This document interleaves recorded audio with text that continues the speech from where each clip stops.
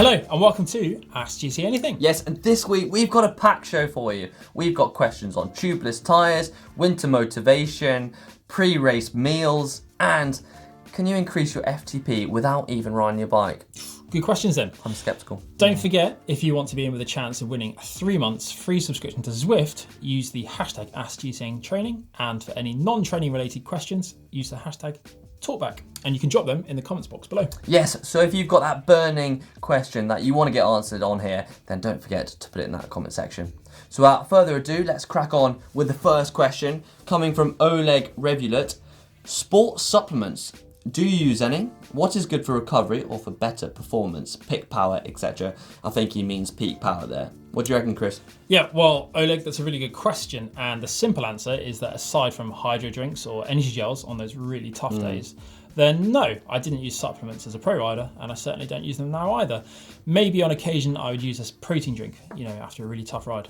Yes, so I think the reason being here is that a well thought out, balanced diet is actually will do all your needs, your energy levels, your health, and yeah, I think that's all you need really. Your vegetables, your carbohydrates, your protein. Yeah, it's always best to steer clear of any products that have been processed too much, and supplements have definitely been processed quite a bit, but they're not a natural thing that you're going to walk out into the fields and find. So, with that in mind, unless you are actually deficient in something, I think it's best just to try and get your nutrients from natural products. Yes, I think you really are what you eat here. So, maybe a McDonald's every day probably won't turn you into the rider you really want to be. On the subject of food, MTB Rider writes in with the following question. Hi GCN, I am 17. Yesterday I did my first race, which I also won. After sprinting to the finish line though, I felt like I was going to throw up, although I didn't. Before the race, I had 2 slices of bread and some cheese. Why does this happen? But more importantly, how can I prevent it happening again? Well, first up, congratulations on winning that bike race. Any bike race is hard to win, so congratulations on that one. And on the subject of feeling sick, you're probably feeling sick because you ate too close to the event. What I tend to do is plan it a bit more and eat 2 to 3 hours before the event. That way you won't get that sick feeling and it lets your food digest, and also there's a good prevention of stitches. Yep. Don't forget though, when sprinting to a finish line, you could feel a little queasy, maximum efforts and all that. If you did the nutrition plan before and you stopped eating 2 or 3 hours before the event and you still felt like that, then you might want to consider eating something that's easier to digest, maybe some bread and honey or bread and jam instead of the cheese. Yeah, we've actually got the perfect pre-race meal that Emma did, which is a carrot cake porridge. Interesting one, this. Might have to try that tomorrow. Now, I'd just like to say here that I am a strong believer in using this kind of grater to grate citrus peel, not this one, because it all gets stuck in the grating holes and then you can't use it. So I go for this one. Other people believe differently, I know. So, we're now on to the Ask GCN Training winner questions. So, congratulations to Vincent Lavalley, who won this one for this question. Hashtag Ask GCN Training. I always seem to get really motivated at the end of the season and to hit peak fitness in November after the season has ended, but can never carry it through the Canada winter, which is pretty horrendous, I hear, to the season start in April. How do I maintain my intensity through the winter off-season? Well, that's a good question, I think. It is a really good question, yeah. Yep, well, if you're hitting your peak fitness and motivation in November, then that kind of suggests that something's a little bit off with your training year on the whole. Yeah, and I think if we firstly address the mental period or the mental fatigue, you basically, if you're doing structured training day in, day out, it's actually going to be quite mental fatiguing. So you want a bit of relaxed time and you don't want to be stressed all the time. Yeah, no, exactly. Most pros will do this throughout the season, and you should also include like a period of unstructured training at some point. So most pro riders, they'll build towards an event, the Giro d'Italia for example, and then they'll have a week or two where they ride the bikes when they want to, and if they don't want to, then they won't. Yeah, so the best way to include unstructured training is to have a goal in that week, but then don't structure the training to that goal.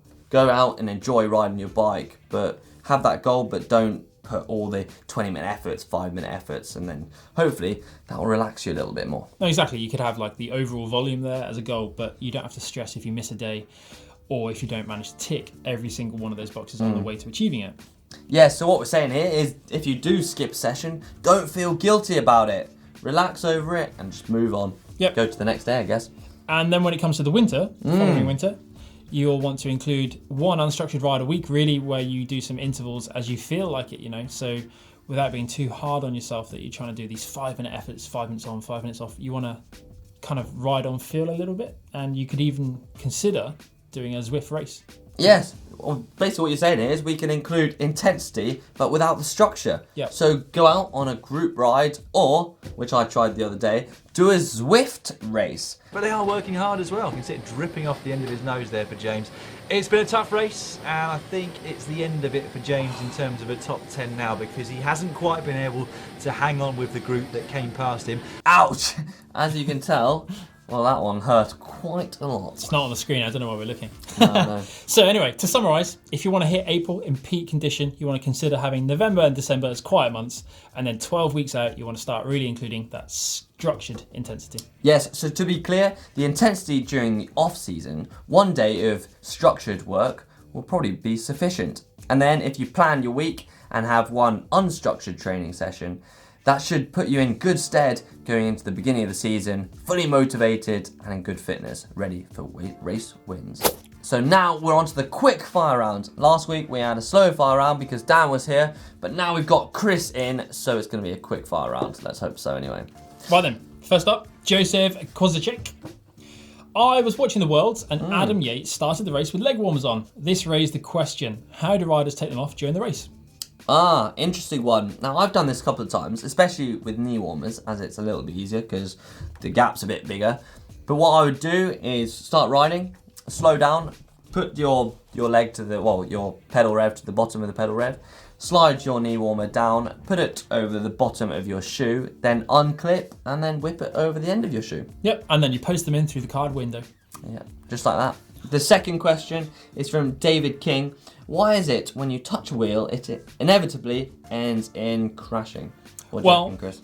That's because if you touch the wheel in front of you, it's kind of been, or the wheel in front of you touches your front wheel, it's being pushed out from underneath you, moving your centre of balance out from over the top of the bike, which is why if you do it yourself, you're in complete control of it because you're prepared for it. Generally, when you touch a wheel, you weren't ready for it and you will crash. Has this happened to us before? Maybe. 14 Wiggins and they're down on the corner. Andres Stelic II writes in, I found on the World TT Champs that Tom Dumoulin has decent breast muscles. Is there any reason for that and should I get them as well? Yes, riders at this level, well, they need core strength. They would have done a lot of work in the gym to be able to sit in those, low, hard positions. And when you're as lean as Tom Dumoulin, they might be a bit accentuated. So that's probably what you're seeing. Yeah, exactly. They wouldn't look as great on you or I, would they? Probably not. Next question is from Ryan Downey. Now, this is the skeptical one. Is it possible to increase my FTP without riding a bike? Now, I know you've done some research on this. Hardly. Well, in rare circumstances, it could be, but it's most unlikely. So, basically, if you were really, really tired and you've been riding and all of a sudden had a rest and started to freshen up, then your FTP could go up by not riding your bike. That's obviously quite a rare circumstance.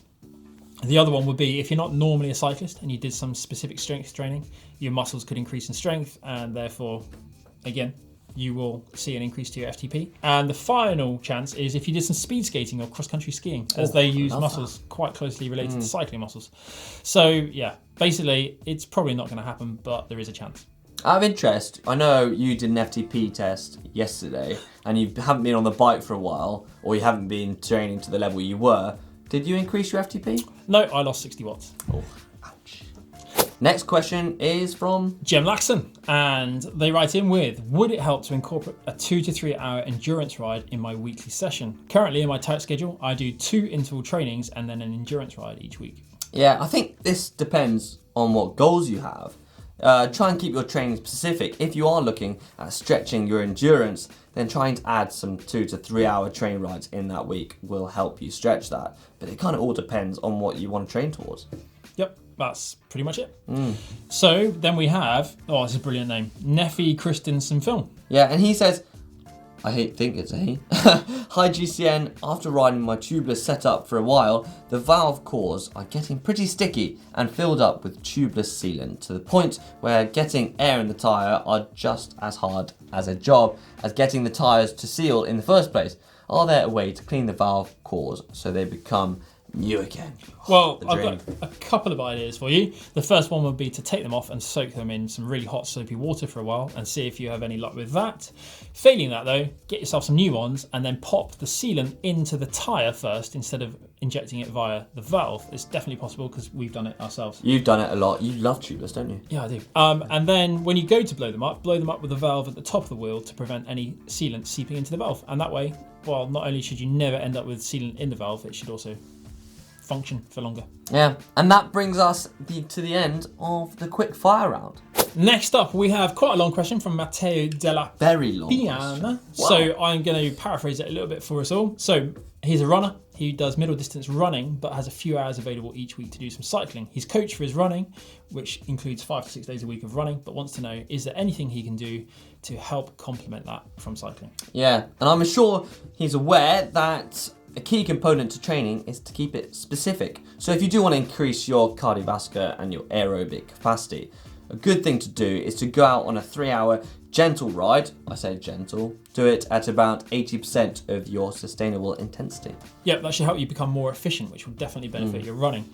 The other way you could approach it is to do some really intense efforts because, of course, when you're running, it's hard to recover while still moving, whereas on the bike, you can really dig extra deep, so 4 to 8 minutes, and then recover. That should really help push you to the edge of your physical capacity. Yeah, but be sure to chat to your coach about it all because you don't want to be him putting it in your training that you're sitting on the sofa when actually you're putting in a cycle. So you don't want to do that. Make sure you tell him, talk to him, and then you won't be fatigued or super tired. Yeah, don't skimp on your recovery because that's the fast track to illness. Exactly. We've actually got a video from our mates over at GTN on exactly this. Cycling 5 hours of cycling per week, again broken across 3 rides, perhaps 2 shorter rides during the week and then 1 longer ride on a weekend or when you have more time.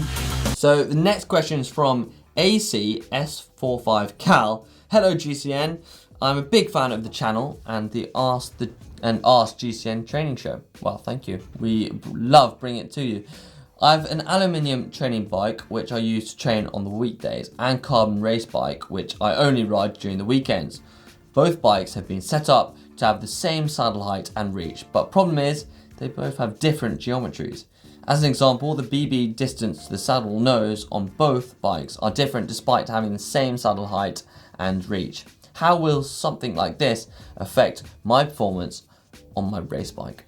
Well, don't worry too much. It won't massively affect your performance other than feeling a little bit different when you get onto it.